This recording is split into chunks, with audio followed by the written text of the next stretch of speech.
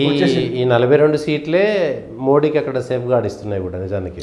పాత 42 సీట్లు ఆంధ్ర తెలంగాణ కలిపిన 42 సీట్లే. అంతే కదా, అంతే కదా. ఇక్కడ 8 సీట్లు వచ్చినాయి, అక్కడ 21 అంటే మొత్తం 29 సీట్లు. 29 సీట్లు 293లో 29 మనం. అవును, అంటే 270. అట్లా చూసినా బీజేపీ 272 దాటలేదు. అవును. సో కంప్లీట్గా వన్ సైడెడ్గా చెక్లో ఉండిపోయాడు. రేపొద్దున ఇండిపెండెంట్ని వాళ్ళని వీళ్ళని లైన్లో పెట్టి 300 దాకా వచ్చేస్తారు.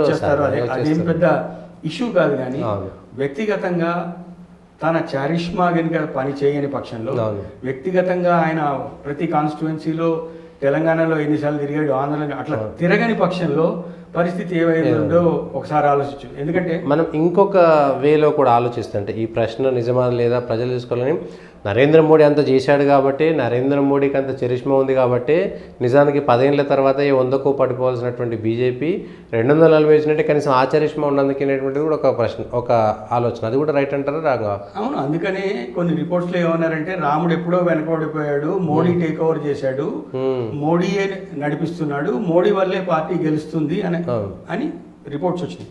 మోడీ వల్లే ఇప్పుడు గెలిచింది.